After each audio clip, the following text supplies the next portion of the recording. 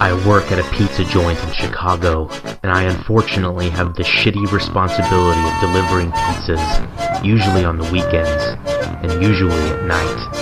I've asked my boss for day shifts, but she seems to ignore my requests and give me whatever shifts I don't want the most. I know being a pizza delivery man is somewhat of a dangerous job, but I never imagined anything like what happened to me a few months ago could actually happen.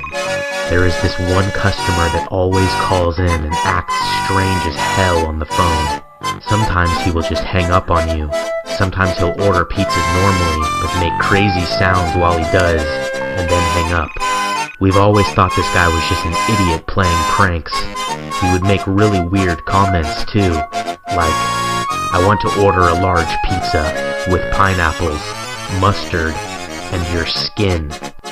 I'll never forget that one. We usually just hang up on his ass now, and we always know it's him calling because his number is saved in our system. So he called again a few months ago and ordered a pizza normally. No bullshit, no weird comments or sounds, and gave his address too. I thought it would be interesting to finally deliver to this guy, and when I drove up to his house, it was something you'd see in a scary movie. An old as hell looking place right on the line where we don't deliver, not in the busy part of the city where most of our orders come in. The house looked like it was about 100 years old, and there were no lights on that I could see. I wasn't scared or anything, just looking forward to seeing what he looked like. When I went to the front door, I rang the bell, but it wasn't working, so I knocked. I realized I forgot the guy's soda and thought he'd give me shit for sure, or just freak out on me. Nobody answered right away, so I knocked again on this big door. He opened up after that second time. He was wearing this weird-looking mask around his mouth, only his mouth.